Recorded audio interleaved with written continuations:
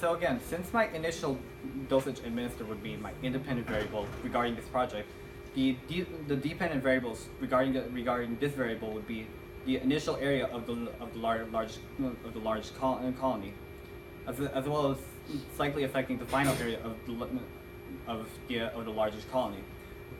So considering this, my constants would my only constant here would be my the only significant constants would be my number of samples, which is 5, and the final dosage of triclosan administered after the samples were growing for 48 hours.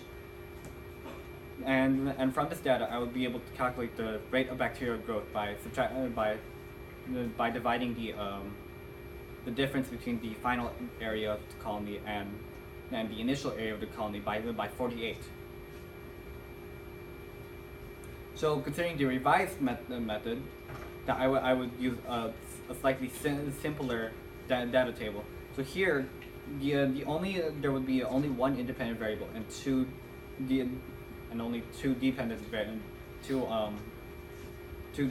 only one dependent variable. The initial number of colonies will be grown after 48 hours, and there might be a slight difference between the samples regarding the number of colonies. So the volume of spray will be modified in order to see the reduction of number of colonies after being applied the triclosan.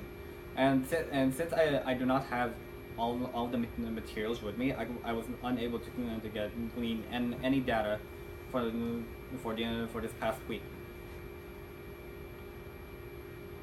So regarding the materials I do have the sample of bacteria and the blood plates and the little tables that were referenced in the revised method of data collection.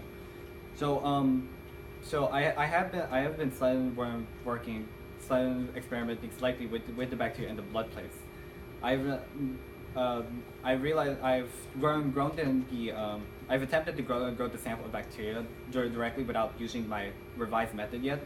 I tried to grow the bacteria on the blood plate, on a blood plate and an LB agar plate to see the difference within the number of colonies, and from here, as you can see here on the photo I've taken after about 24-hour growth period, that the LB agar plate does not have and does not show any significant increase in any significant bacterial growth. So, while the blood agar plates show a number of colonies. So because of this, I would end up having.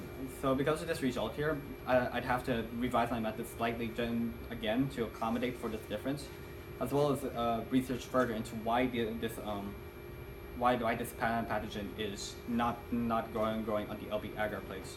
However, I do have some thoughts about why it's not growing on the LB agar plate, because I've made this LB agar plate about approximately 24 hours ago, before I actually started plating the pathogen.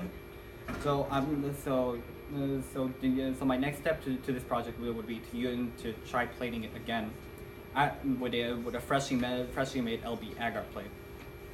Thank you.